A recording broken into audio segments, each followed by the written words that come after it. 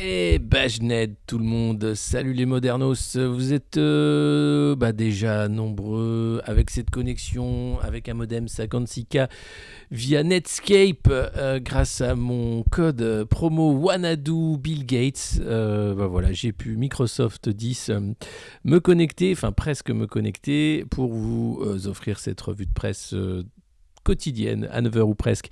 Alors la semaine dernière, non, on n'a pas été au taquet. Il a manqué vendredi, mais normalement cette semaine ça devrait le faire. Surtout qu'il y a de quoi raconter. On est quand même en campagne électorale, hein. Il y a les élections législatives d'ici peu. Il y a un nouveau gouvernement. Je sais pas si ça mérite de s'y arrêter. Mais toujours est-il qu'il y a un nouveau gouvernement, donc on va pouvoir en parler. Ça va, j'espère que vous allez bien. Bonjour Bajned à tout le monde. Alors le week-end a été riche, hein. On vous a fait un petit teaser jacuzzi avec Antoine. Il manque plus qu'à le nettoyer, enlever les grenouilles et tout ira bien. Et puis on a croisé avec Barbufeu qui est dans le chat, on a croisé Olivier Véran, figurez-vous, au marché de Grenoble où il tractait avec des militants de la République En Marche. Il s'achetait des fraises et une paella. Je l'ai apostrophé en disant « Monsieur le ministre, alors qu'est-ce que vous mangez ?» Et je l'ai senti un peu inquiet. Il me fait des clins d'œil en disant « C'est qui le gros ? Là, je le connais, mais je le connais pas. » Et puis il s'est vite barré avec son sac. C'était assez marrant. Mais au moins, on peut dire, voilà, le mec il tracte sur les marchés. Hein. Il essaye quand même de donner de sa personne. Lui qui est ministre du Avec vous, hein, maintenant, qui n'est plus ministre de la Santé et de la crise de McKinsey. Et donc, il était avec plein de militants En Marche. Et alors, lui, il donne, alors pas un tract, hein, c'est carrément un livret avec plein de photos de lui, avec un masque, sans masque. Vraiment génial. Merci Botocoin06, 6 mois d'anniversaire. Eh bien, bienvenue. Merci à tous ceux qui se réabonnent et qui s'abonnent parce que nous sommes le 23 mai et que il faut se réabonner puisque ça dure qu'un mois parfois les abonnements. Vous cumulez parfois 13 mois d'abonnement, 14 mois d'abonnement, 6 mois, 7 mois d'abonnement. N'hésitez pas bien sûr à vous abonner ici ou ailleurs sur tous nos réseaux sociaux. Alors, les nouvelles, elles sont comme d'habitude formidables, exceptionnelles, fantastiques. D'abord, se rappeler, parce qu'on ne le voit pas beaucoup en ce moment, que c'est Emmanuel Macron, notre président, et c'est une chance phénoménal que nous avons d'être en France où le président est Emmanuel Macron. Le monde nous l'envie, je le rappelle chaque matin, parce que on a tendance à l'oublier. Il est parfois masqué par tous ces stars du gouvernement, hein, ces experts, ces ténors de la litote, ces gens formidables qui nous expliquent comment il faut vivre, comment il faut penser. Et patatras, le gouvernement à peine formé que Damien Abad, qui est nommé au handicap, se fait taxer de MeToo. Hein. Il aurait mis un peu de drogue dans le champagne pour violer des collaboratrices il y a de ça 10 ans. Deux alertes, hein, dont une a été classée sans suite. Et l'autre est en train d'être revue et corrigée. Amélie de Montchalin, bien sûr, qui continue son œuvre. Alors cette fois-ci à l'écologie, hein, elle n'y connaît rien, mais ça va être super. Avec ce discours managérial qui est toujours le même. Hein. Il s'agit de progrès, il s'agit de tous ensemble, il s'agit d'efforts, il s'agit d'en faire un projet national. Il s'agit, voilà, toujours le même. Voilà. Agnès Pannier-Runacher, je l'ai mis en photo parce qu'elle adore la danse, Agnès. C'est également elle qui va être en charge de la transition écologique. Alors il faut savoir que sa famille à elle, son papa, a été pendant 30 ans directeur d'une boîte, hein, qui faisait fortune en rachetant des puits de pétrole en fin de vie dans des pays de régime totalitaire en Afrique notamment. Alors c'est pas elle, c'était son papa bien sûr, hein, mais voilà, l'argent n'a pas d'odeur, surtout quand il a l'odeur du pétrole. C'est la magie, hein, c'est super. Hein.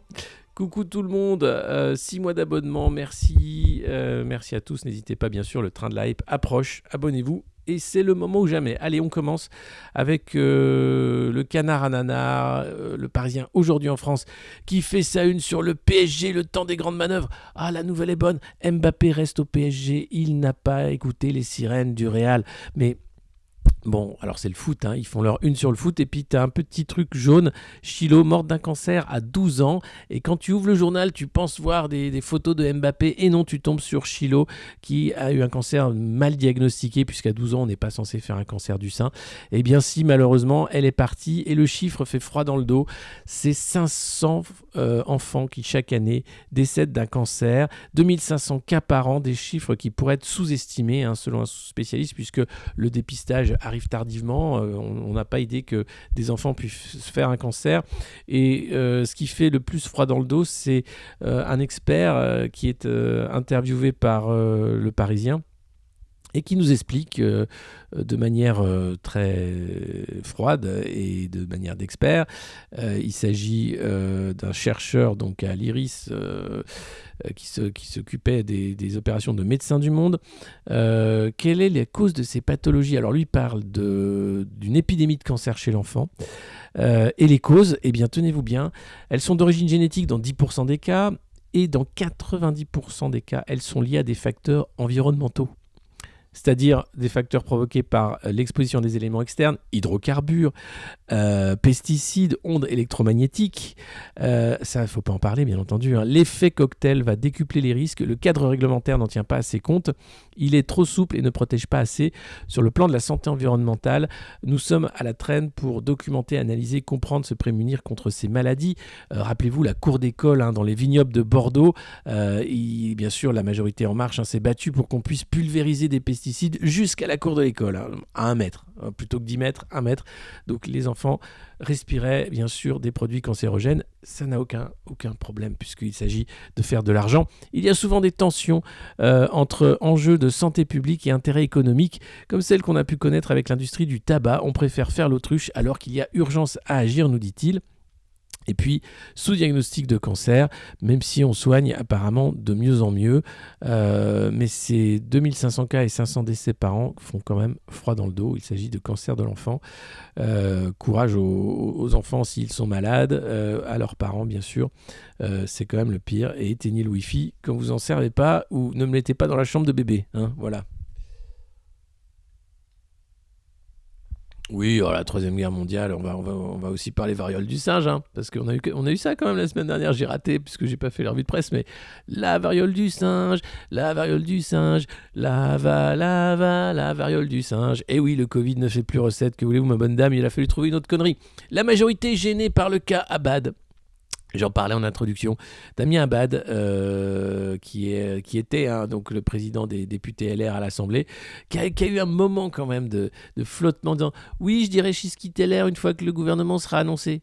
Et là, Christian Jacob est sorti de sa réserve habituelle en disant « Dis connard, tu vas partir maintenant tout de suite, tu vas arrêter, parce que là, ça se fait pas des choses pareilles. » Et donc, il est parti. Damien Abad, on le retrouvera... Attends, j'essaie de faire...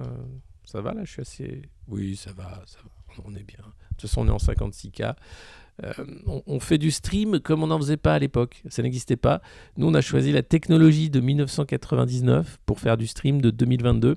Voilà, c'est ça le panache. C'est un peu ça le panache. Donc... bien sûr qu'on va parler de Zelensky à Davos. Mais attendez, ne grillez pas toutes les... Ah là là, comme vous êtes. Comme vous êtes alors... oui, qu'on va faire un long tunnel, puisque c'est un long tunnel sur Davos. Ouzbad, Damien Abad, qui, donc, selon les victimes, avait pour petite habitude de droguer ses collaboratrices ou des gens qui venaient tranquillement et dans le champagne. Il tenait à ce que tu boives du champagne et tu te réveillais le lendemain matin à poil dans son lit. Non, mais qu'est-ce qui s'est passé, Damien? Du non, rien. On a fait une bonne fête. Voilà, c'était un peu sa façon à lui de faire. Alors, comme la majorité s'est fait plaisir sur le cas Abou Hafs, en gueulant de tous les noms, en disant « C'est scandaleux, c'est dégueulasse, j'en reviens pas », ça leur revient comme un boomerang dans la gueule en disant « Et alors, qu'est-ce qu'on fait avec Abad, les copains? Qu'est-ce qu'on fait ? Non, c'est scandaleux, c'est dégueulasse, et la présomption d'innocence alors, et à quoi ça sert tout ça? Et vous voulez quoi? Et c'est le meilleur qu'on a trouvé ?» Bon, bref, enfin, vous savez, ceux qui en parlent le mieux, c'est encore Pipo et Bimbo, je vous les mets. Attention les enfants, éloignez-vous de la télé, ça peut provoquer des crises d'épilepsie. Monsieur le ministre, vous êtes en direction de la chaîne TV, il ne vous a pas échappé qu'un nouveau venu au gouvernement est accusé de viol. Est-ce que vous pensez qu'il doit rester au gouvernement? Il n'y a pas de commentaire à faire, on est là pour les mineurs isolés. Je crois que la Première ministre s'est exprimée ce matin. Vous ne voulez pas répondre à ces accusations? Cette position, c'est quand même un enjeu pour la politique française. On l'a vu lors des élections, les Français ont exprimé une certaine défiance vis-à-vis de la classe politique, notamment pour ce genre d'affaires. Nous n'avons pas de commentaire à faire. Encore une fois, la Première ministre s'est exprimée ce matin. On la laissera s'exprimer de nouveau si elle le souhaite. Et je pense que par ailleurs, elle a été très claire. Très clair. Sur le Conseil des ministres demain matin. Merci. Oh là là là là là là! Oh là là là là là là! Qu'est-ce que tu penses, Bimbo, de Damien Abad? Oh ben écoute, Pipo, je ne sais pas ce qu'on doit dire. Ce n'est pas à nous d'en parler. Ah mais franchement les gars, on va tenir 5 ans de ça encore. Alors c'est pas Pipo et Bimbo, on dit dans l'oreillette qu'il s'agit du ministre de l'Intérieur et du ministre de la Justice. Excusez-moi, je pensais que c'était le duo de clowns qui avait gagné le Festival du Rire de Monaco en 1998. Et non, il s'agit de 2 ministres du gouvernement Borne. Désolé, c'est proprement dingue quand tu vois leur gueule là devant la caméra comme ça. Et puis les voir faire leur sketch. L'un est mis en examen, l'autre a des casseroles au cul et allait dans des partouzeries avec des tapins réformés. C'est formidable. C'est la plus belle la vie. J'ai envie de dire plus belle la vie. Voilà, plus belle le gouvernement, plus beau la France, hein, plus beau la chance que nous avons, parce que ça c'est de la matière brute pour la revue de presse. On est sûr avec ça d'être peinard, de pouvoir rigoler pendant 5 ans. Enfin peut-être un peu moins parce qu'il y a les législatives qui arrivent. Mais quand même, c'est proprement génial, c'est beau, ça me donne, j'ai la larme à l'œil, j'ai envie de dire, j'ai envie de faire des poèmes en fait quand je vois ça, tu vois, j'ai Darmanin et Dupond-Moretti, ils sont dans un bateau, enfin tu vois, c'est merveilleux. Il faut se rappeler les phrases de Marisol Touraine lors de l'intronisation du Prési-Roi, disant à Macron, ça y est, maintenant tu as les mains libres, tu vas pouvoir faire ce que tu veux. Eh bien il vient de le faire, c'est lui évidemment qui a nommé les ministres, hein, c'est pas Elisabeth Borne. Il mettait des gommettes pour les candidats, c'est lui-même qui a validé tous les candidats de La République En Marche, c'est le DRH le plus pété de France, Emmanuel Macron, et donc là il choisit un gouvernement qui dépasse toutes les bornes, désolé, je la ferai plus, mais qui est là pour dire je fais ce que je veux, je t'emmerde. La fois d'après, c'est qu'il va nous faire une allocution télévisée à poil comme Zelensky derrière un piano, tu vois, en disant oui, la variole du singe. On est à ça d'un dérapage incontrôlable, vraiment incontrôlé. La grosse Maserati d'Éric Dupond-Moretti. Éric Dupond-Maserati, ouais, c'est comme ça qu'on peut l'appeler, évidemment. Et puis Darmanin, on ne le présente plus, avec son petit sourire content de lui. Ça, c'est un truc... On m'a dit qu'on l'appelait Petit Poney dans les cabinets ministériels, Gérald Darmanin. Une source bien informée. Alors... non, j'ai pas fait ça. Les enfants. Bon, allez, on va passer à d'autres clowns. Je ne sais pas lesquels d'ailleurs, c'est une surprise avec vous. Alors non, c'est un clown à bad. Ah, Cédric Villani face au marcheur Paul Midi, qui est le directeur général de l'AREM. Et oui, il y a un directeur général de l'AREM. C'est merveilleux ça, attendez. Je me resserre quand même sur les 2 acteurs de cette tragicomédie. Hein. Non, cette comédie, pardon. Voilà. Ils sont dans la 5e circonscription de l'Essonne. Vous avez le choix entre Cédric Villani. Alors il faut suivre, hein. Lui il était l'AREM, il était candidat à la mairie de Paris, puis il s'est fâché avec l'AREM, hein. Il s'est dit quand même, je suis pas d'accord avec vous du tout sur rien. Mais bon, j'avais l'investiture, je suis désolé, j'ai vu de la lumière, je suis rentré. Et donc là il est candidat pour la NUPES. Et oui, il est candidat de la NUP, Cédric Villani. Il faut suivre, hein, je vous le dis, c'est pas évident. Et puis le mec avec des lunettes que tu dis, ah non, c'est pas possible. Bah si, c'est possible, c'est un marcheur. Et c'est même le secrétaire, le directeur général de La République En Marche. Personne n'en a entendu parler, jamais évidemment. Peut-être une fois il avait dû dire une connerie en plateau comme tous les autres et on s'est dit ah merde, c'est un mec. Parce que les mecs d'En Marche, tu les connais en fait, soit quand ils ont le Covid, quand le Covid était à la mode, soit quand ils disent une énorme connerie sur un plateau. Et là tu dis putain, je savais pas qu'il était En Marche lui. C'est généralement comme ça que tu les découvres au fur et à mesure. Sinon, globalement, tu sais pas qui c'est. Donc là, voilà, c'est le duel des titans, hein, dans la 5e circo de l'Essonne. Vous avez de la chance, les copains. Vous allez pouvoir voter voilà. Vous allez pouvoir vraiment vous amuser. Et il y a Aurélien Taché. Il y en a plein. Alors, de Normandie est parti. Alors, le gros truc qui s'est passé, dont on ne sait pas trop, c'est Julien de Normandie qui a disparu des radars, qui était censé être Premier ministre, hein, quasiment, qui était choyé par la Macronie. C'était Macron en plus jeune, c'était tu vois, le petit Macron, l'homongus de Macron, tu vois, comme dans Minimi, dans Austin Powers, tu avais Minimi, tu avais Julien de Normandie.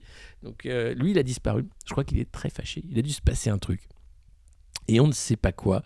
Et donc, voilà où nous en sommes dans la Macronie aujourd'hui, avec... post-Macronie, post-Macronie. On ne sait plus trop, en fait. J'ai beaucoup de mal à suivre. Toujours est-il que ce sont ces gens-là qui vont faire campagne. Courage à eux, hein. Ce sont des gladiateurs, des gladiateurs des temps modernes, comme Damien Abad. Paf. Et puis, ce titre qui m'a bien fait rire, qui prouve que quand même Bruno Le Rebond, son truc, c'est d'abord la balle, parce que Bercy renvoie la balle au patron. Allez Bruno parce que Bruno, je l'appelle Bruno Le Rebond pour ceux qui ne savent pas, puisqu'il passe son temps à parler de rebond, le rebond de l'économie, etc., comme un bon chien. Et là, il renvoie la balle au patron, donc tu sais bien que Bercy, en fait, le ministre de l'économie, c'est d'abord un bon chien qui sait attraper la balle au bon, qui aime renvoyer la balle au patron. C'est un jeu, c'est d'abord un jeu de balle, de babal, voilà, donc on en est là. Alors c'est des titres qui peuvent sembler anodins, mais qui ne le sont pas, parce que vraiment, ça montre que, voilà, on ne parle pas de renvoyer la balle au patron. Là, en l'occurrence, c'est pour pas augmenter les salaires à cause de l'inflation, puisque ça fait la spirale prix-salaire. Et si vous augmentez les salaires, alors l'inflation devient incontrôlable.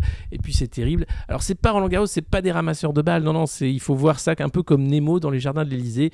Tu lances une balle et Bruno va la chercher et il arrive. Alors vous allez voir que dans le Figaro, on parle du phénix Bruno Le Maire, qui a su garder son poste, qui est toujours là, qui a la confiance du président. Bon. La réalité est peut-être moins reluisante. En tout cas, Bruno Le Rebond, c'est pas un joueur de la NBA, c'est notre ministre de l'économie, c'est encore notre ministre de l'économie. Et là, Bruno renvoie la baballe au patron, histoire de dire qu'il aime jouer à la balle lui aussi, et que il est fidèle. Il est fidèle et c'est le meilleur ami de l'homme, d'une certaine façon. Enfin, le meilleur ami de Macron, d'une certaine façon. C'est quand même le mec qui te dit, il y a une semaine qui nous promet les 30 glorieuses, et la semaine d'après qui dit ça va être très difficile. Voilà. C'est pas grave. C'est pas grave. Mais c'est pas grave. N'hésitez pas, bien sûr, à vous abonner. On a besoin de vous ici avec Prime. Mais vous pouvez aussi nous suivre sur Patreon. Non, c'est là. Vous voyez, c'est le petit logo qui est là. Patreon.com/le monde moderne pour donner une aumône mensuelle de 5 € à 1 € à 1000 € par mois si vous le souhaitez, puisqu'il y a des oligarques du monde moderne. Alors, il n'y en a pas vraiment, mais il y en a si. C'est ceux qui ont le t-shirt, le hoodie du monde moderne. Et puis, bien sûr, on a du merch de ouf, du merchandising, comme on dit. Incroyable, donc n'hésitez pas parce que comme ça on va bientôt avoir, alors je vous le promets depuis des semaines maintenant, mais je vous promets vraiment ça arrive. Et pour les abonnés, les oligarques et autres supports de Patreon, vous aurez même une preview du prochain studio du monde moderne. 963 Américains qui sont blacklistés en Russie. Ça va du patron de Facebook en passant par Kamala Harris, Joe Biden évidemment, mais aussi d'anciens candidats qui sont morts, parce que la liste apparemment date de quelques années. Donc John McCain par exemple, qui était non pas le héros de Tour de Cristal, mais qui était un candidat de Piège de Cristal, pardon, pour la présidentielle. Il est décédé, mais il est encore sur la liste. Et donc l'idée, c'est bien sûr de répondre aux persona non grata de la liste du Pentagone qui empêche les Russes de venir aux États-Unis. Les Russes font la même chose pour les Américains. Cette bonne guerre, ça permet d'éviter de tuer des jeunes. Voilà. Et puis, alors, je vous parlais de la variole du singe. Petit point variole du singe. C'est un petit point variole du singe. C'est quoi la variole du singe ? Alors, c'est le nouveau virus qui arrive uniquement dans les pays de l'OTAN. Tu regardes, alors c'est Australie, États-Unis, UK, France, ça y est, on en a un. C'est marrant, tu regardes la carte où les cas sont arrivés, c'est à peu près exactement l'Alliance Atlantique. C'est mappé dessus, tu te dis, mais pourquoi donc ? Qu'est-ce qui s'est encore passé ? Eh bien, la variole du singe, qu'est-ce que c'est ? Vous en avez entendu parler, j'imagine, vous êtes à la pointe des théories de la conspiration. C'est pas une théorie de la conspiration, c'est un virus extrêmement dangereux et volatile qui se transmet quand même lorsqu'on a des rapports très proches, c'est pas juste en éternuant apparemment, et qui arrive dans des pays où il n'y a pas de singe, évidemment. Pourquoi s'emmerder ? C'est la variole du singe. Alors, il se trouve que ce virus-là, on ne sait pas d'où il vient, c'est comme un peu les hépatites des bébés. On ne sait plus, tout ça, on a lâché l'affaire. Mais Albert Bourla est sur le coup, vous inquiétez pas. Vous savez, Albert Bourla, c'est le président de Pfizer. Il était anciennement patron de la branche vétérinaire de Pfizer, donc je suis sûr qu'il aura un truc pour la variole du singe, même s'il s'agit d'un virus qui se transmet à l'humain. qui fait des grosses pustules, qui est tout à fait traitable. D'accord. Très bien. Merci Nadvero. Alors, il n'y a pas de modération ce matin, mais soyez cool. Hein, vous êtes la meilleure commu de Twitch, donc déconnez pas. Le monde entier vous regarde, hein, les modernos. Donc, montrez un peu l'exemple, hein, parce que c'est important de dire, voilà, c'est comme ça que ça fonctionne. Donc, sur la variole du singe, déjà, il y a une pub pendant que j'en parle, mais... Sinon, il n'y a pas grand-chose à dire. Merci Dylan, 5 mois d'abonnement et pour tous les abonnements offerts également, merci beaucoup. Oui, je sais, bientôt les pauses publicitaires vont être minimisées. On a trouvé comment les enlever, donc je m'en occupe tout à l'heure. Comment on fait ? Alors, on ne sait pas, mais alors, vous savez, Bill Gates parlait de la variole, hein, cette petite valise qui aurait été abandonnée dans un aéroport, de faire un attentat. Il y a eu un exercice de simulation, encore une fois, sur une pandémie de variole du singe il y a 1 an. Étonnant, non ? Donc, du coup, maintenant, on a la variole du singe. Honnêtement, c'est super fatigant. J'ai envie de leur dire, arrêtez de vous fatiguer, vous nous faites chier. Alors ça y est, hein, l'Espagne, le UK a commandé des stocks de vaccins de variole. La question est, faut-il faire un stock de vaccins de variole en France ? Alors on dit oui, mais vous inquiétez pas. De toute façon, les 50 ans et plus sont protégés puisqu'ils ont eu le vaccin de la variole quand ils étaient jeunes. Et puis de toute façon, il n'y a pas beaucoup de cas. Il est hors de question de vacciner toute la population avec un vaccin de variole du singe. On n'en est vraiment pas là. Et d'ailleurs, une pandémie semble loin, très loin. Il s'agit de cas sporadiques, même si c'est étonnant puisque on était censé avoir éradiqué bien sûr la variole, mais la variole du singe, on l'a pas vu venir. Alors après, il reste bien sûr Ebola, il reste la fièvre mue, enfin des virus qui tuent, des fièvres hémorragiques, enfin il y en a plein. La liste est longue. Là, je crois que il y a en ce moment un vote important qui pourrait donner les pleins pouvoirs à l'OMS en cas de déclaration de pandémie, et l'OMS se remplacerait l'État. L'OMS qui est financé beaucoup par Bill Gates, vous le savez. Visiblement, ça n'inquiète pas plus que ça les dirigeants. Hein. Et pourquoi pas, après tout, hein. Tedros d'ailleurs pose avec son copain Schwab, Papy Schwab, qui lance le forum de Davos hier. Et ce matin, évidemment, c'est Volodymyr Zelensky qui fait le show à Davos. Je suis partout, leur censure ne nous atteindra pas, j'espère bien. Salut tout le monde. Mais on trouvera toujours des trucs. Merci, 4 mois d'abonnement, merci à tous. N'hésitez pas à partager bien sûr le lien de cette revue de presse aussi, le bouche à oreille, c'est ce qui est le plus important, et à la partager sur vos réseaux sociaux si ça vous plaît, voilà. Et puis là, la connerie n'a pas de limite. Les pangolins s'invitent à la basilique de Sainte. 13 modillons, alors c'est ces petits trucs qui sont sous les colonnes, évoquant la pandémie, ont été sculptés sur une façade de l'église. Alors ça, c'est la restauratrice en chef du bâtiment, elle est très contente. Alors ils ont fait une chauve-souris, un pangolin. Alors il faudrait leur expliquer que ça vient pas de là, hein. Ça y est, on le sait. Ils auraient dû faire plutôt un labo à Wuhan et Dr Fauci, hein, voilà. Mais ils l'ont pas fait. Ça ferait une belle gargouille, Fauci. Hein. Mais non, ils ont mis le pangolin, la chauve-souris et un couple masqué qui s'embrasse. J'ai envie de dire que si c'est ça qu'on va léguer aux générations futures comme histoire de la pandémie, c'est un peu triste. Heureusement qu'il y a des médias qui font le boulot. Mais franchement, les tailleurs de pierre, là, vous aurez dû poser le maillet et dire non, mais attendez, je vais pas tailler un pangolin. Hein, on sait très bien que le pangolin n'a rien à voir avec cette pandémie. On le sait depuis environ maintenant 2 ans, hein, quasiment. Le pangolin est très vite sorti du truc. Hein. C'était au début, quand on ne savait pas quoi inventer pour nous dire que le virus n'avait pas été fait en laboratoire. On ne sait toujours pas, évidemment. Attendez, on ne sait toujours pas d'où vient ce virus. Hein. D'ailleurs, tout le monde s'en fout. C'est génial. Covid-19 ? Je sais pas, je crois que c'est ma tante qui l'a acheté au marché avec un truc en plus qui s'appelle Gizmo, qui se transforme en reptile si tu le nourris après minuit. Ah, c'est ça ? Bah ouais. Et le mec lui a refilé une fiole de trucs et on a renversé la fiole sur le machin.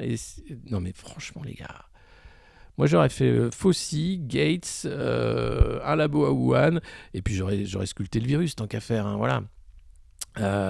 Mais c'est assez dingue. Oui, il y en a qui ont reconnu Gremlins, bien sûr, ce film formidable. Le 1, hein, les autres ça sert à rien, mais le premier qui était un conte de Noël totalement déjanté en fait, sur la société de consommation, sur Noël, sur aussi la biosphère, hein, la biodiversité, etc. Gizmo, oui, la variole du Gizmo. Ouais, on en est à ça, tu vois, de dire que finalement c'est un Gremlins qui qui arrive. Putain. Oh. Finalement, tout est en voie d'extinction, sauf cette revue de presse. Grâce à vous, on tient bon. Allez, donc bravo la basilique de Sainte. Franchement, vous n'êtes pas une connerie près. Hein. Libération qui fait sa une sur Pape Ndiaye, bien sûr, ce ministre de l'Éducation qui fait pleurer tous les fachos du printemps républicain.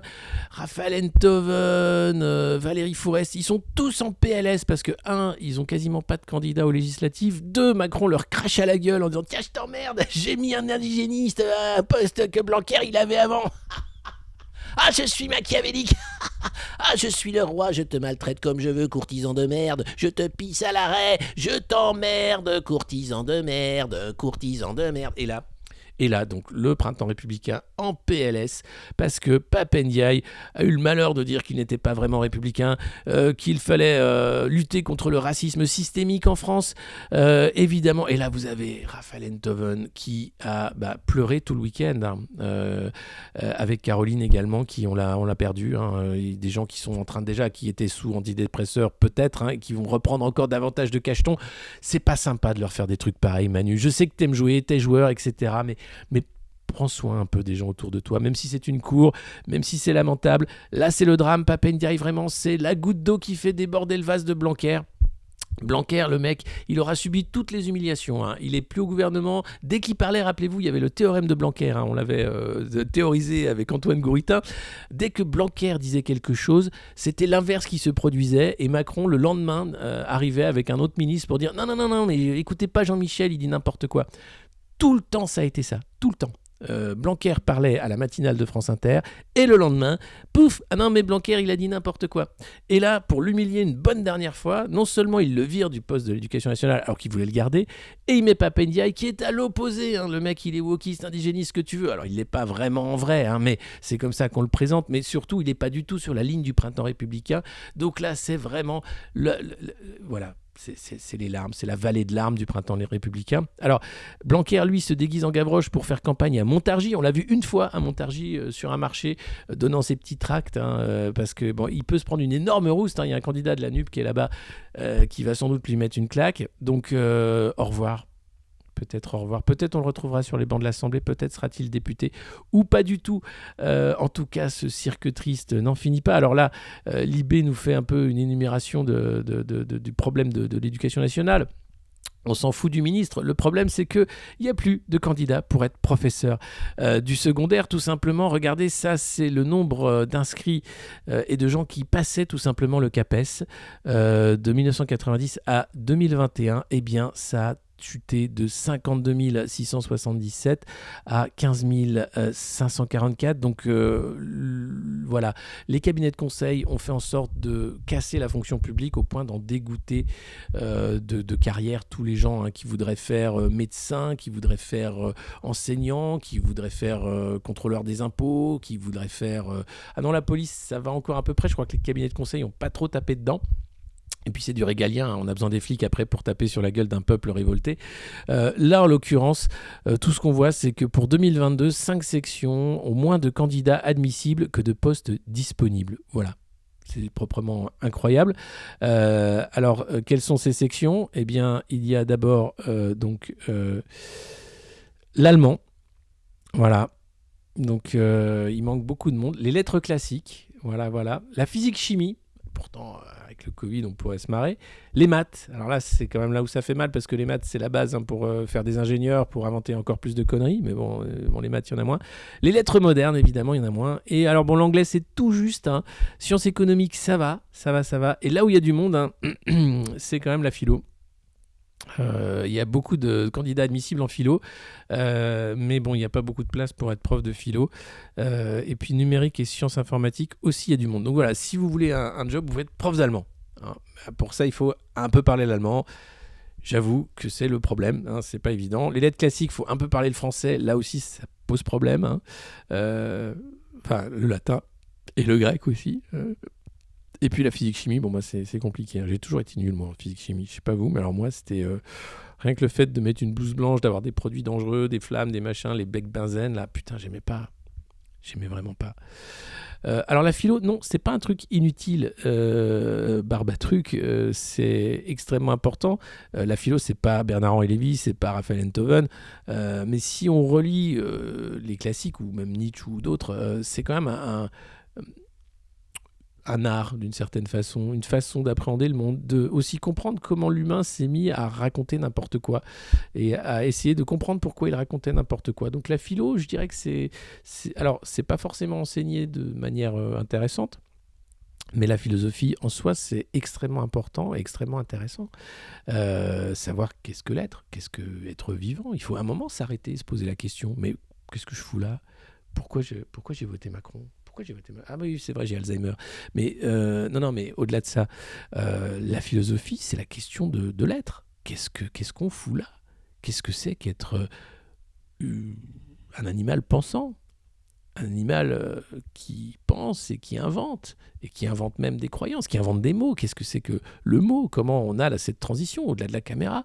Donc non, la philo, c'est vraiment intéressant. Après, il ne faudrait pas y en faire un an, il faudrait en faire dès le plus jeune âge et philosopher toute sa vie pour comprendre que tout ça n'a aucun sens. Hein. Puisqu'au final, tu lis des pages et à la fin, tu dis « Ah oui, non mais je suis con, ça n'a aucun sens. » Et puis à la fin, tu dis « Non mais la réponse, c'est Dieu. Arrête de m'emmerder. Et si jamais c'est pas Dieu, des fois qu'il existe, déconne pas, faut y croire. Hein. Voilà. Dans le cas d'un pari pascalien sur BetClick, vaut mieux croire en Dieu au cas où il existerait, comme ça, bon voilà. Tout simplement, voilà.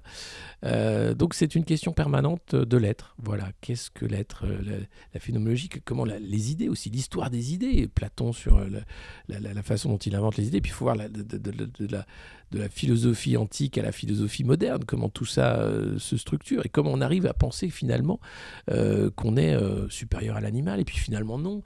Darwin hein, qui remet l'homme à sa place dans la chaîne des espèces, simplement un singe ingénieux.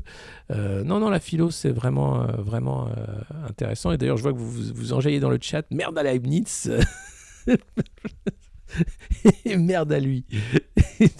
Platon, la République, un must, bien sûr. Franchement, je défends la philosophie bec et ongle. Donc, il ne faut pas déconner, le dos droit.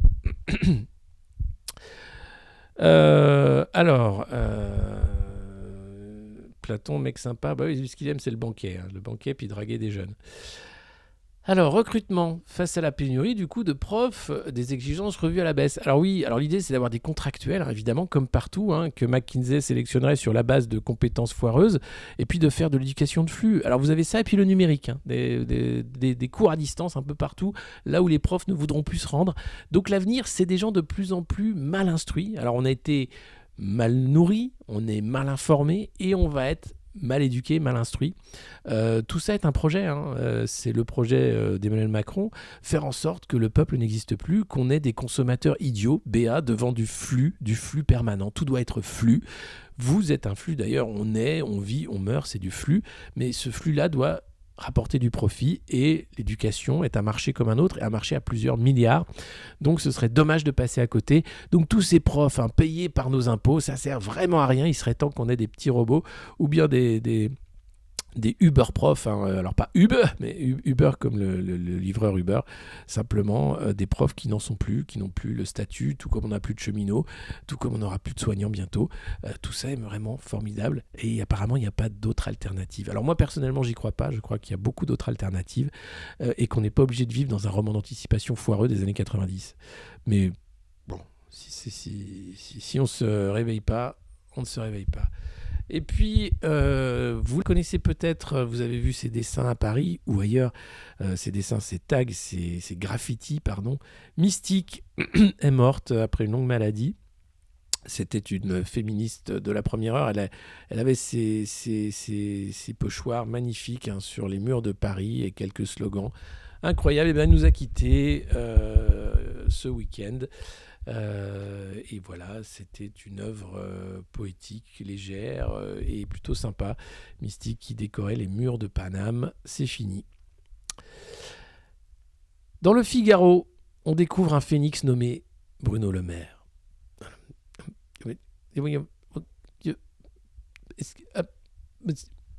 Monsieur le Figaro ? Non, juste... D'accord. Que dire ? Vous savez, c'est qu'à un moment, je ne sais plus quoi dire, en fait. Alors, je laisse la parole à Bruno Le Maire. Il y a toujours des suspicions dans les entourages. Cela fait partie du jeu politique. La seule chose qui m'importe, c'est la sincérité de ma relation avec le président. C'est un noyau dur, c'est franc, c'est simple et direct. Eh bien, si les chiens pouvaient parler de ce qu'est la fidélité d'un chien à son maître, je crois qu'ils utiliseraient peut-être ce terme de noyau dur. C'est franc, c'est simple, c'est direct. Rien de plus franc, rien de plus simple, de plus direct que ces yeux pleins d'amour d'un chien après avoir ramené le bâton ou la balle. Rien de plus simple que ces caresses sur la tête du doux animal. Voilà. Alors, j'aurais pas dit un phénix, sauf si c'est peut-être une race de caniche ou un truc que je connais pas encore. Il y a un pédigré. C'est l'année des baies, donc je l'ai appelé Bruno Le Maire. Mais franchement, c'est incroyable d'entendre ça, quoi. Et donc il est fier puisqu'il est ministre de l'économie. Alors il sert à rien, tout le monde le sait. Il est formidable. Et il va continuer à faire à peu près la même chose, c'est-à-dire raconter n'importe quoi tous les matins pour dire que tout va bien et que tout va mal, que tout va en même temps et que c'est la faute des Français qui ne travaillent pas assez, qu'il va falloir rembourser la dette et que maintenant les patrons devraient faire un effort. Bruno, il fustige beaucoup, il va beaucoup fustiger. Son métier, c'est pas mal de fustiger, c'est pas mal de taper du poing sur la table, c'est pas mal de s'énerver, c'est pas mal aussi après de faire de la diplomatie, des choses comme ça, mais je trouve que Bruno Le Maire résume au mieux l'amour que porte un canidé à son maître. C'est un noyau dur, c'est franc, c'est simple et direct, et ça permet de garder son ministère. C'est génial, bravo Bruno Le Rebond. Et puis, puisqu'on est là à faire... attention, c'est le moment, le susboule du mois. Et c'est quasiment tout le temps François Bayrou, pas cette fois-ci. Il y a François content et François fâché. Là, c'est François qui dit au roi qu'il pourrait être fâché. Alors, notre rapport, celui du MoDem, aurait pu être plus important. Nous ne quémandons pas, surtout pas, c'est pas le genre. C'est pas le genre de la maison, on n'est pas là. Nous ne sommes pas des voleurs. Non, vous êtes le MoDem. Et alors, les assistants parlementaires au Parlement européen, c'est quoi ? Ça n'a rien à voir. Quand même, c'est un procès qui est à l'arrêt depuis des décennies, de 5 ans. Il a été ministre de la Justice et puis il a été obligé de démissionner à cause de ça, mais depuis on n'en parle plus. Bref, j'espère qu'il sera dans la deuxième vague de nominations qui pourrait avoir lieu après les élections législatives de juin. Donc François Bayrou est en train de montrer à Emmanuel Macron qu'il ne faut pas déconner, que ça manque de ministre MoDem. Alors il y a Marc Fesneau, je crois, qui est MoDem. Enfin, il y en a 2-3. Celui qui tire à l'arc, là. J'aimerais une vidéo de Marc Fesneau chassant à l'arc. Parce que je suis fan de Rambo, tu vois. Et je me dis, putain, c'est... Waouh, Marc Fesneau chasse à l'arc. Si Complément d'enquête peut faire une vidéo où c'est à vous. Petit, voilà. Juste pour nous, tranquille. Petite vidéo. Donc voilà, François Bayrou qui dit, attention, je pourrais me fâcher s'il n'y a pas plus de ministres MoDem. Mais bon, après les législatives, on en aura. Et puis... Elisabeth Borne, qui commence avec une grande interview au JDD, je vous l'épargne, où elle dit « je vais pas mentir aux Français ». Bon, tu sais qu'elle va mentir, évidemment. Et elle commence à mentir. Ceux qui voudraient faire croire que la réforme des retraites n'est pas indispensable ne disent pas la vérité aux Français. Si, elle est totalement... elle sert à rien, en fait, puisque c'est des régimes à l'équilibre, et que vous allez pomper la thune des retraites pour aller financer d'autres secteurs qui sont en déshérence et totalement flingués par les cabinets de conseil et par le fait que Macron ne veut pas plus d'impôts, parce que... Non, surtout pas. La retraite à 65 ans n'est pas un totem. Non, on va bosser jusqu'à 70 ans, allons-y. L'enjeu pour notre pays est d'assurer la force de notre modèle social, de poursuivre le progrès social et d'investir notamment dans la santé et l'éducation. Donc là, elle te dit ouvertement qu'on va flinguer les retraites, qui marchent, il y a de la thune, pour essayer de sauver l'éducation et la santé qui ont été flingués par les cabinets de conseil et par ces gens-là. Alors Elisabeth Borne, elle a un beau patrimoine, vous l'avez connue dans La ministre du Travail vous explique qu'on n'attrape pas le Covid au travail, la ministre du Travail met en place le pass vaccinal pour que tu puisses pas aller bosser. Là, vous la connaîtrez dans Elisabeth Borne. Eh bien, elle va te traiter de con pendant le temps qu'elle reste première ministre et t'expliquer qu'il faut faire comme as, mais pas comme as, parce que c'est comme ça. Et c'est son directeur de cabinet, de toute façon, qui fait tout ce que Alexis Collère lui demande. C'est aussi simple que ça. Alors, je ne sais pas si vous avez entendu Elisabeth Borne, parce qu'on l'entend peu. Et moi, ça m'a choqué. Alors, j'ai pas d'enregistrement à vous passer, malheureusement. Mais quand elle parle, j'ai l'impression d'entendre Gabriel Attal où tu aurais ralenti la bande-son. Elle a exactement les mêmes intonations, les mêmes mots, évidemment, puisque c'est de la bouillie managériale. Mais tu as l'impression d'entendre Attal. Mais au lieu de parler comme ça, c'est Attal qui parle comme ça. C'est impressionnant. Vous écouterez la prochaine fois et vous direz « Putain, Poulain a encore dit une connerie et il avait encore raison. » Donc, écoutez bien Borne, c'est Attal ralenti. C'est exactement pareil. Non, ne dis pas de gros mots. Je rejette. Ouais. Borne serait-elle Attal? C'est tous les mêmes de toute façon. Enfin, il y a un côté interchangeable. Et puis ce que je vous dis, c'est de la bouillie managériale qui est écrite sur le bureau d'Alexis Collère par différents consultants. Et après, tout ça doit être transmis au directeur de cabinet. C'est une technostructure qui fait n'importe quoi. Il y a plus les ministres. C'est une troupe d'acteurs. Voilà. Ouais, c'est ça. C'est Attal en 33 tours plutôt qu'en 45. C'est exactement ça. Mais vous écouterez. C'est frappant. Et puis Gérald Darmanin, conforté à l'intérieur, promet de parler de tout le temps. Moi, je vais parler de tout le temps. Bah écoute, Gérald, ouais, c'est super. Bah, merci de nous le dire. En même temps, on le savait. Hein. Non, en fait, il veut dire qu'il va garder son indépendance politique, parce qu'il est politique, lui, Gérald. Lui, là, il se voit un destin. Il faut voir que Bruno Le Maire, comme Gérald Darmanin, se voit un destin élyséen. Hein, il pense qu'après Macron, il pourrait être celui que les Français mettraient à la magistrature suprême, hein, si tant est que la France existe encore et qu'on ait encore la Ve République. Mais donc ces gens-là, voilà, donc Darmanin, lui, aura une liberté de parole, donc il va nous parler burkini, il va nous parler rodéo, il va nous parler, on a saisi 4 grammes de hashish dans la poche d'un mec qui était dans un RER, c'est incroyable, hein, avec ça les cartels peuvent bien se tenir. Il va nous parler bien sûr de sa maman, de son papa, hein, et voilà, de lui aussi, hein, de sa place dans cette république. Et donc c'est là où tu te dis que ça va clasher avec Pape Ndiaye. Hein, ça risque de pas bien se passer entre Gérald et Pape. On verra le premier conseil des ministres, mais c'est super. C'est super. Et puis les conseils de défense sanitaire vont revenir, hein, vu qu'on a la variole du singe, faut pas déconner, on change pas une équipe qui gagne. Et puis finalement, du point de vue du président, c'est une nomination qui annonce un été républicain plus qu'une réduction à un printemps étriqué, un proche de l'Élysée. Ça, c'est vraiment pour dire que Macron crache sur la gueule du printemps républicain, avec Pape Ndiaye bien sûr, et eux, alors Enthoven en PLS, j'en parlais tout à l'heure, mais vraiment, hein, c'est une cour, et donc il a choisi d'humilier ces gens-là, qui ont dû le faire chier à un moment, qui ont dû être un peu trop pressants, en disant « Monsieur le roi, j'aimerais bien être ministre des Finances, moi, j'aimerais bien faire un truc, je peux avoir une investiture, je peux faire... » Non, j'ai mis Pape Ndiaye. Déjà le coup de vous êtes voilé, vous êtes féministe, j'adore ça. Bon, déjà Enthoven, il avait de la bave, c'est formidable. Donc bon, ça sert simplement finalement à essayer de brouiller les cartes, hein, pour les législatives. Ça ne sert qu'à ça évidemment, à dire aux profs je vous ai compris, aux électeurs de gauche vous voyez je suis de gauche, et au printemps républicain tu vois je t'emmerde. Tu vois tu sers à rien, tu vois je m'essuie les pieds sur toi, regarde. Oh, je suis tellement machiavélique, Brigitte. C'est bien, mon Manu, c'est bien. Continue. Tu peux refaire l'épouvantail ?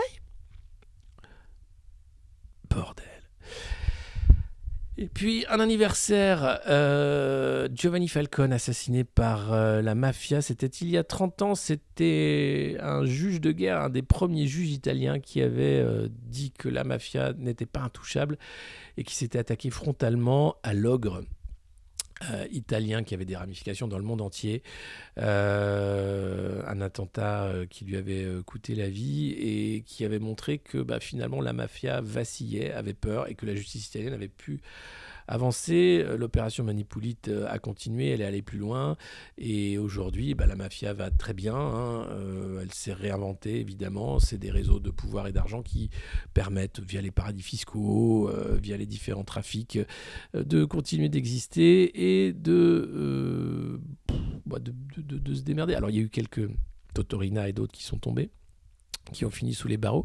Je vous invite à écouter notre podcast Crime sous Cric qui chaque mois décrypte le crime organisé, qui parle très bien de cette réinvention du crime organisé au-delà de la mafia italienne, mais toutes les mafias et comment tout ça fonctionne et comment la lutte contre le crime organisé s'organise actuellement. C'est sur les podcasts du Monde Moderne, Crime sous Cric. Et puis, cette petite nouvelle qui est sympa comme tout, les catholiques pratiquants ont enfin leur site de rencontre. Alors on va dire,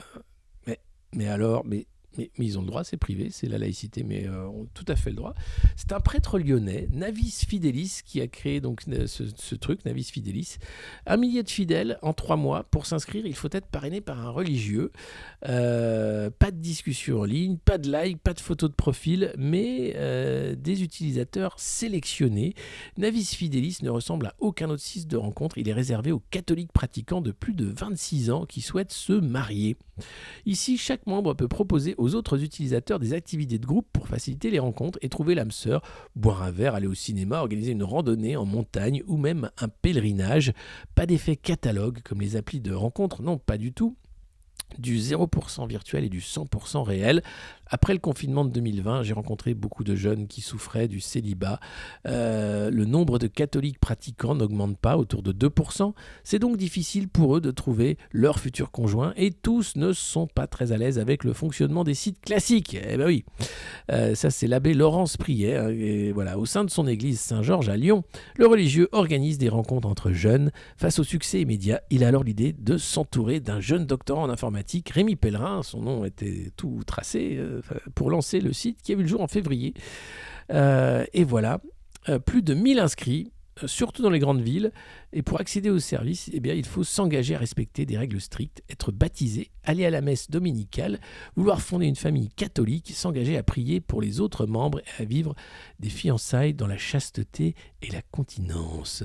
Voilà, c'est formidable, c'est beau, c'est merveilleux, c'est vivre face à un monde qui s'écroule dans des croyances d'il y a 2000 ans. C'est formidable, j'adore.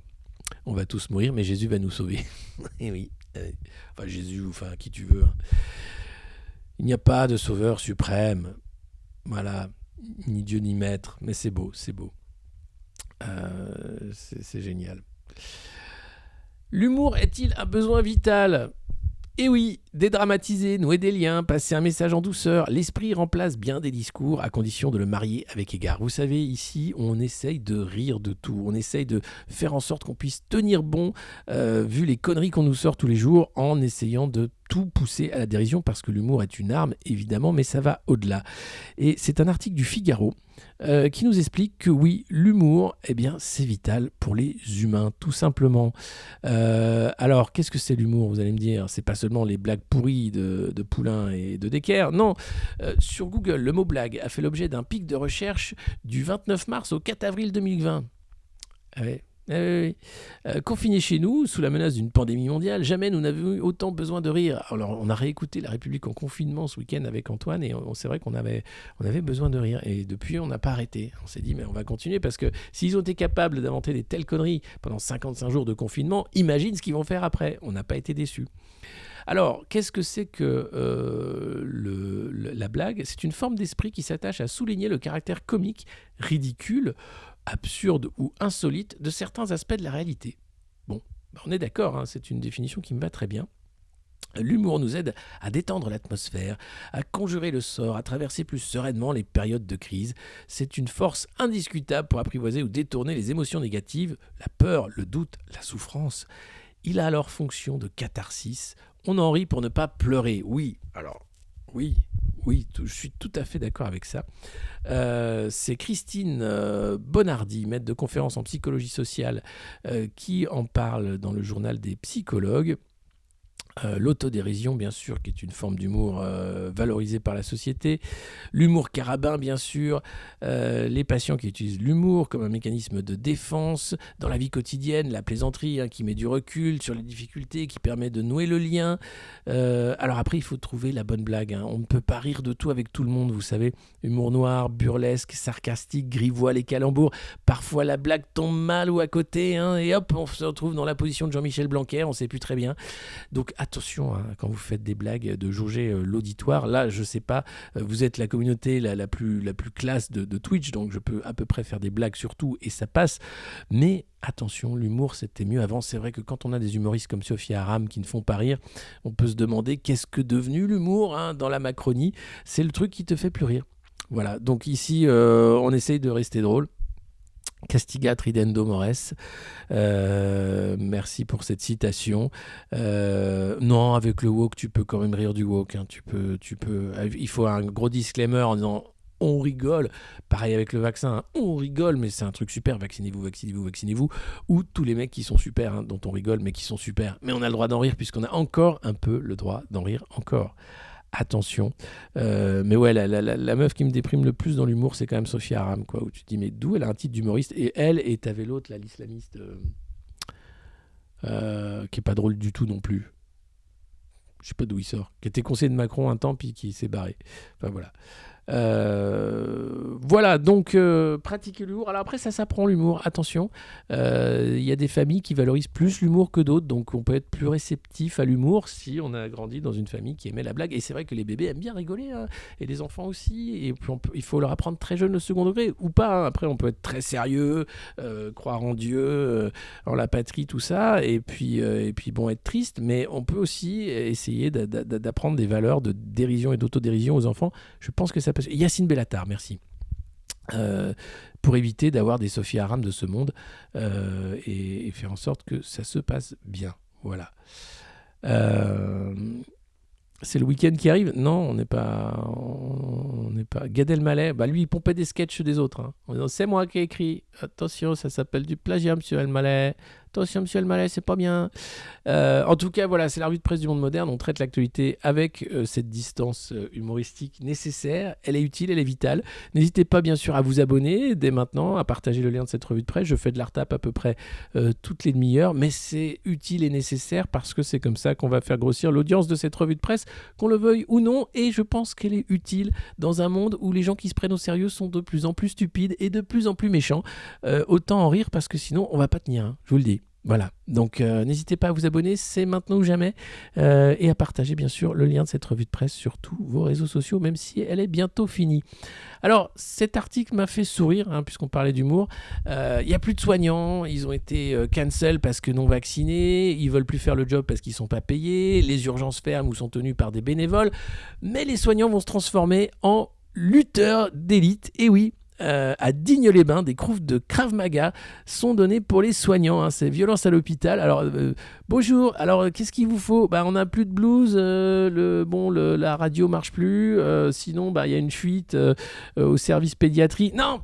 On va t'apprendre le Krav Maga, connard de soignant. Comme ça, si jamais quelqu'un se plaint que l'hôpital c'est de la merde à cause de Macron, tu leur fais une bonne! Tu l'éclates! Avec des méthodes de l'armée israélienne, bordel. C'est pas beau ça, des cours de Krav Maga pour les soignants, on en est là. Quand je vous dis que c'est pas tenable, idiocratie, on vit dans un monde totalement pété. C'est juste dingue. Les mecs, ils te demandent des moyens, ils demandent d'être payés, machin, on dit non mais attendez, il y a des violences à l'hôpital parce que les gens ils sont... évidemment, il n'y a plus de respect de la dignité humaine. Les gens ils se chient dessus, ils se pissent dessus dans des couloirs d'urgence, on n'a pas le temps de les traiter, il faut attendre 24 heures, certains meurent dans les couloirs, les soignants n'en peuvent plus, ils font des gardes de 24-48 heures, et qu'est-ce qu'on leur propose? Face à la violence, du Krav Maga, tiens. Tiens, tu vas devenir un expert en Krav Maga. Bonjour, je crois que j'ai un panari. Ta gueule! Monsieur le soignant, je venais pour me faire soigner. C'est génial. C'est un monde de tarés. À Pôle emploi aussi, on va vous apprendre le Krav Maga, je crois. Et puis à l'école, les profs bientôt vont avoir des cours de Krav Maga. Alors les enfants, d'ailleurs, je ne voudrais pas parler tout à l'heure, mais sur le recrutement des profs, en fait, on s'en fout un peu sur les contractuels s'ils savent apprendre des trucs aux jeunes. Ce qu'on veut, c'est qu'ils sachent tenir une classe. Attention. Donc le Krav Maga me paraît plutôt pas mal. Et les profs vont être formés au tir, j'imagine. Tu vois, le mec arrive. Bonjour, je suis votre professeur de français. Aujourd'hui, on va apprendre à tirer dans une cible mouvante à plus de 600 mètres avec un fusil d'assaut. Mais monsieur? Oui. C'est pas du français? Tu sors. Je mets un mot dans ton cahier, attention. Et je te mets une torgnole, j'ai le droit, j'ai la directive 648 qui est arrivée là. Je peux te foutre une grosse torgnole dans ta gueule d'élève de merde. C'est formidable. Formidable. Les services publics, ils vont se transformer en sport de combat, quoi. Donc tu vas arriver. Bonjour, c'est Pôle emploi. Ch'ta c'est du délire. Infirmier combattant. Oui, moi je suis consultant Pôle emploi cascadeur. Et vous moi je suis professeur tireur d'élite. Mais c'est formidable. Et ben voilà. Et ben on a notre milice. C'est génial.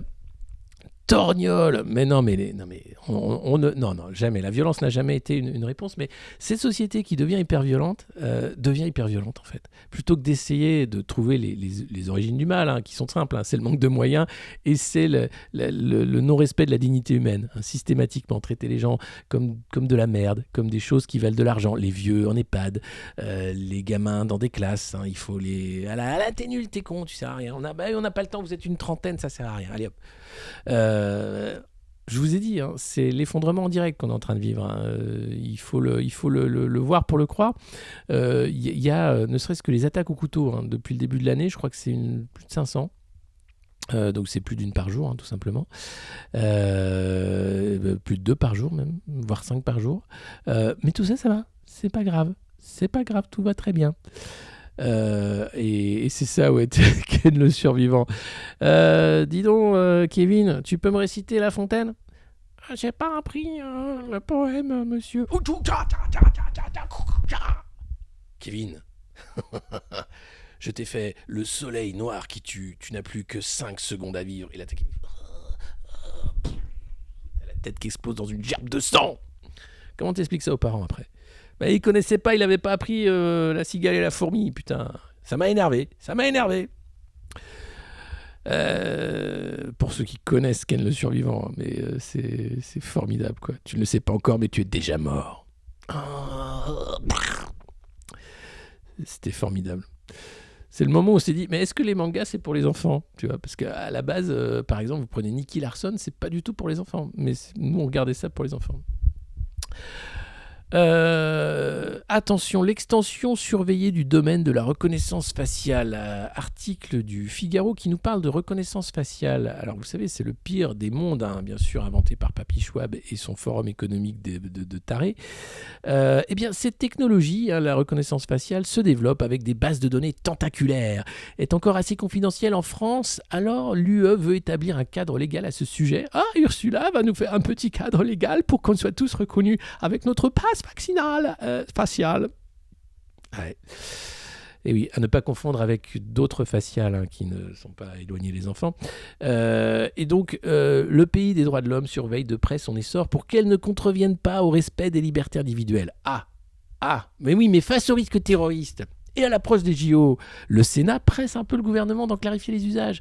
Et oui, parce que les Jeux Olympiques vont servir en fait à accélérer la reconnaissance faciale.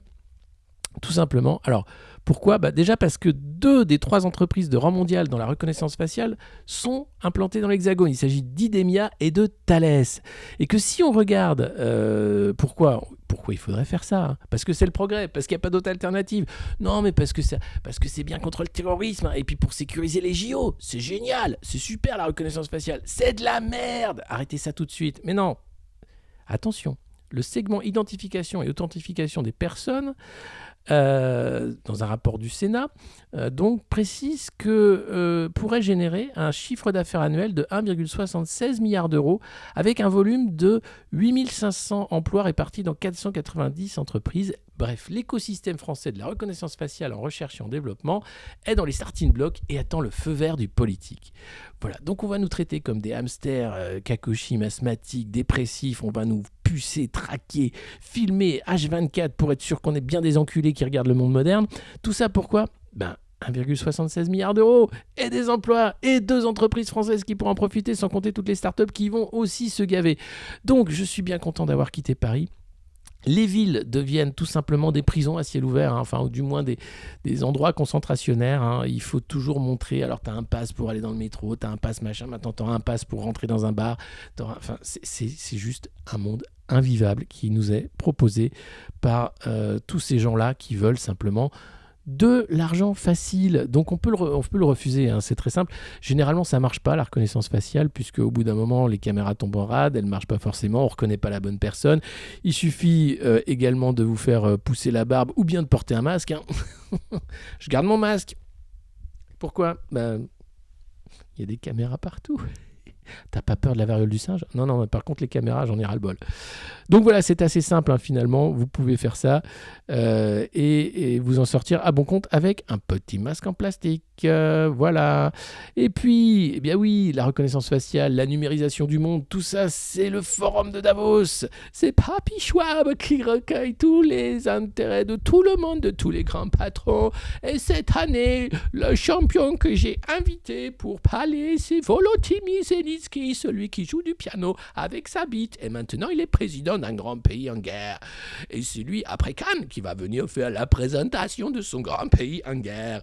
Et là, tu te dis que vraiment, c'est pas possible. Alors, il n'y aura pas de ministre français cette année, ils viennent d'être nommés, ils ne peuvent pas y aller vraiment.